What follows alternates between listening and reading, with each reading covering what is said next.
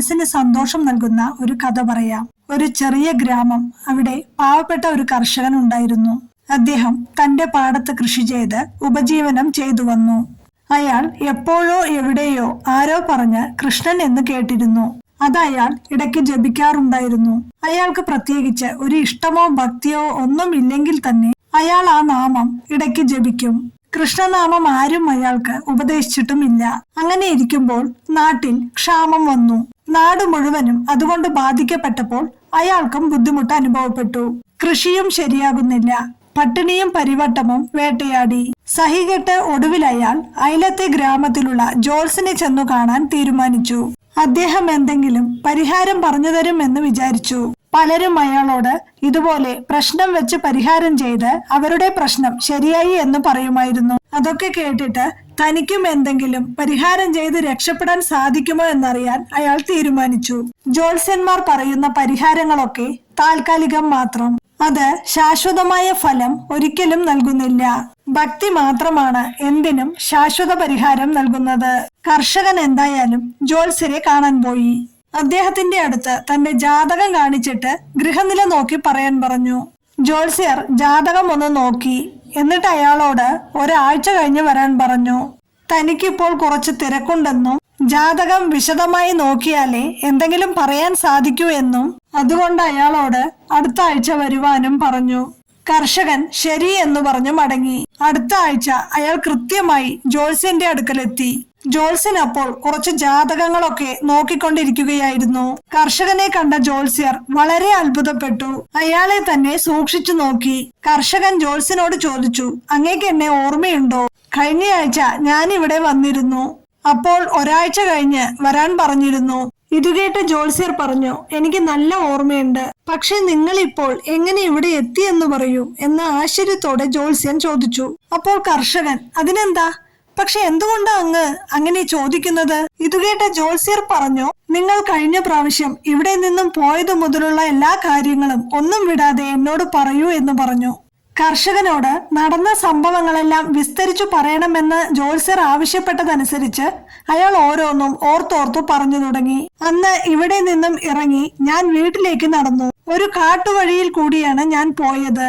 പെട്ടെന്ന് മഴ വരുന്നത് പോലെ ഇരുണ്ടു കൂടി വന്നു. അങ്ങനെ നല്ല മഴ പെയ്യാൻ തുടങ്ങി. മഴ നിൽക്കുന്നതുവരെ എവിടെയെങ്കിലും ഇരിക്കാമെന്ന് കരുതി. ഏതെങ്കിലും മരത്തിന്റെ ചുവട്ടിലിരുന്നാൽ വല്ല ദുഷ്ടമൃഗങ്ങളും വന്നാലോ എന്ന് ചിന്തിച്ചു നോക്കിയപ്പോൾ ദൂരെ ഒരു പാഴ്മണ്ഡപം കണ്ണിൽപ്പെട്ടു. ശരി, അവിടെ ചെന്ന് ഒതുങ്ങി നിൽക്കാമെന്ന് കരുതി അങ്ങോട്ടേക്ക് പോയി. അവിടെ മനുഷ്യരെ ആരും കണ്ടില്ല. ഞാൻ അകത്ത് പ്രവേശിച്ചു. അപ്പോഴാണ് മനസ്സിലായത് അതൊരു പൊളിഞ്ഞ ക്ഷേത്രമാണ് എന്ന്. അകത്ത് ഒരു ഭിന്നപ്പെട്ട കൃഷ്ണ വിഗ്രഹം കണ്ടു. പൂജയും അലങ്കാരവും ഒന്നുമില്ലാതെ അവഗണിക്കപ്പെട്ട് കിടക്കുന്നത് കണ്ട് വളരെ പ്രയാസം തോന്നി. തന്റെ കയ്യിൽ ധനം ഉണ്ടായിരുന്നെങ്കിൽ ഈ ക്ഷേത്രം ഒന്ന് വൃത്തിയാക്കി പൂജാകാര്യങ്ങളൊക്കെ ചെയ്തിരുന്നെങ്കിൽ എത്ര നന്നായിരുന്നേനെ എന്ന് വിചാരിച്ചു. പുറത്ത് മഴ തകർത്ത് പെയ്യുന്നുണ്ടായിരുന്നു. ഞാൻ പതുക്കെ ക്ഷേത്രം മുഴുവനും ചുറ്റി നോക്കി.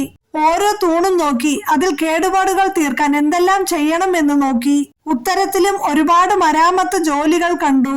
അതൊക്കെ മാനസികമായി ഞാൻ നന്നാക്കി നോക്കി. മുഴുവനും വലയും പൊടിയും പിടിച്ചിരുന്നു. മാനസികമായി അതെല്ലാം തട്ടി വൃത്തിയാക്കി. നല്ല പണിക്കാരെ വിളിച്ചാൽ അതൊക്കെ ശരിയാക്കാമല്ലോ എന്ന് വിചാരിച്ചു. അവര് വന്നാൽ മരാമത്ത് ജോലികളെല്ലാം വേണ്ട പോലെ ചെയ്തു തീർക്കുമെന്ന് വിചാരിച്ചു. അവിടെ ഇരുന്ന ശിഥിലമായ വിഗ്രഹത്തിനു പകരം ഒരു നല്ല വിഗ്രഹം അവിടെ പ്രതിഷ്ഠിക്കാമെന്ന് വിചാരിച്ചു.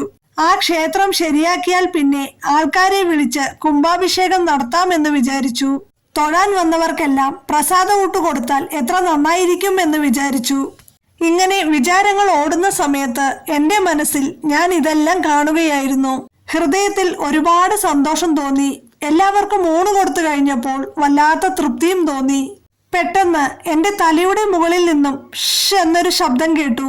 ഞാൻ തലയുയർത്തി നോക്കിയപ്പോൾ ഒരു സർപ്പം എന്റെ തലയ്ക്ക് മുകളിൽ പടമെടുത്തു നിൽക്കുന്നത് കണ്ടു. ഭയത്തിൽ ഞാൻ ഉറക്കെ നിലവിളിച്ചുകൊണ്ട് പുറത്തേക്കോടി. ഞാൻ പുറത്തു വന്നതും ആ മണ്ഡപം ഇടിഞ്ഞു വീണു. ഞാൻ ആകെ വിയർത്തുപോയി. ഹോ, ഭഗവാൻ എന്നെ കാത്തു എന്ന് വിചാരിച്ച് തിരികെ വീട്ടിലേക്ക് നടന്നു. ആ സമയം മഴയും നിന്നിരുന്നു. ഇത്രയും കേട്ടപ്പോൾ തന്നെ ആ ജ്യോത്സ്യർ പൊട്ടിക്കരഞ്ഞു. ആ കർഷകനെ പിന്നീട് ഒന്നും പറയാൻ സമ്മതിച്ചില്ല. അയാൾക്ക് കേൾക്കാനുള്ളത് മുഴുവനും അയാൾ കേട്ടുകഴിഞ്ഞു. കർഷകന്റെ കാലിൽ വീണ് നമസ്കരിച്ചു.